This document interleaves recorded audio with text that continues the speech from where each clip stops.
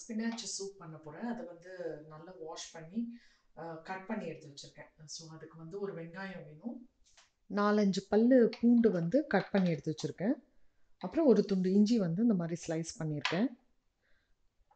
4-5 cashew nuts முந்திரி பருப்பு கொஞ்சம் எடுத்து வச்சுருக்கேன். இது வந்து ஆப்ஷனல் தான், நீங்கள் வேணும்னா ஆட் பண்ணிக்கலாம், இல்லாட்டினா விட்டுடலாம். அப்புறம் சீரகம், கொஞ்சம் கொத்தமல்லி. ஸோ இப்போ பண்ண ஆரம்பிச்சிடலாம். பேனை ஆன் பண்ணிவிட்டேன். கொஞ்சம் ஆலிவ் ஆயில்,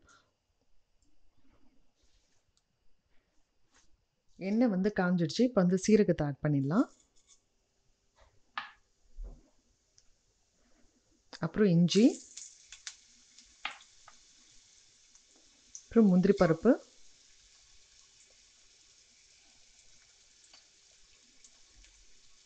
அப்புறம் பூண்டு.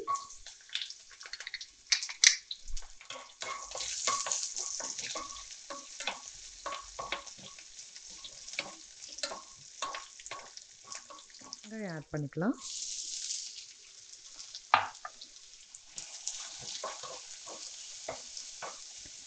இதுக்கு வந்து காரம் பார்த்தீங்கன்னா மிளகுத்தூள் தான் காரம். ஸோ அது வந்து நம்ம கடைசியாக ஆட் பண்ணால் போதும். இதெல்லாம் அரைச்சிட்ட பின்னாடி ஆட் பண்ணிக்கலாம்.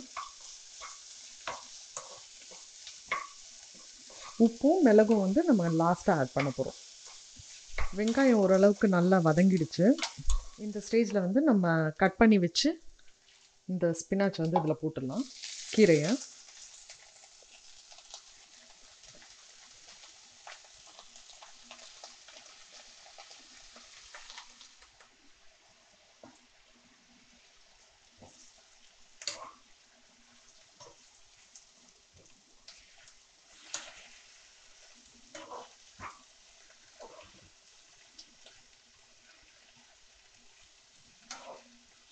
இல்லை தண்ணி ஊற்ற வேண்டாம்.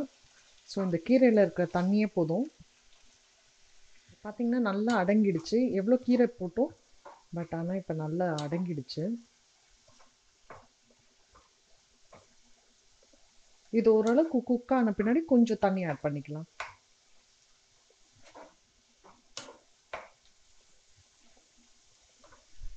இப்போ வந்து கொஞ்சம் நான் தண்ணி ஆட் பண்ணிக்க போகிறேன். இது பார்த்திங்கன்னா ஒரு 1/2 டம்ளர் இருக்கும்.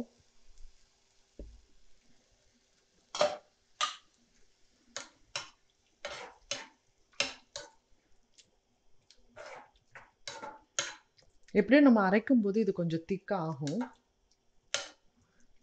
ஸோ இது ஒரு 5 மினிட்ஸ் இந்த மாதிரி கொஞ்சம் இந்த தண்ணி வந்து கொஞ்சம் பாயில் ஆனவுடனே ஆஃப் பண்ணிவிட்டு எதர் மிக்ஸி இல்லாட்டினா இந்த பிளெண்டரில் போட்டு அடிச்சிடலாம்.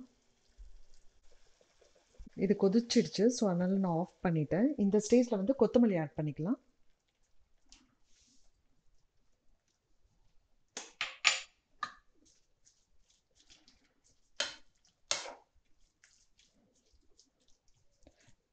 மிக்சியில் அடிக்கிறதா இருந்தால் நீங்கள் வந்து கொஞ்சம் ஆற வச்சுட்டு போடுங்க மிக்சியில்.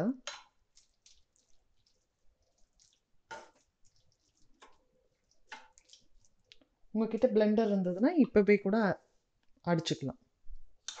ஸோ நான் வந்து பிளெண்ட் பண்ண போகிறேன்.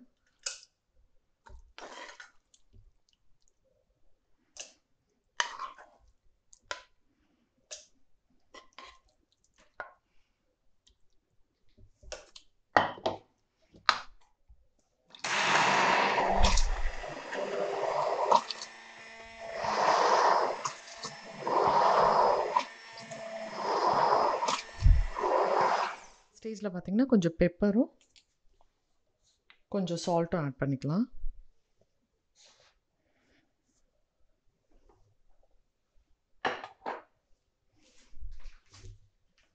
நான் வந்து கொஞ்சம் தண்ணி ஆட் பண்ணிக்கிறேன்.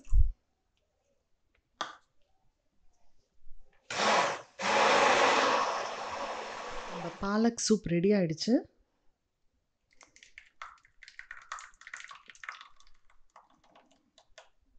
ஸோ இது மேலே வந்து இடித்த மிளகு தூள்,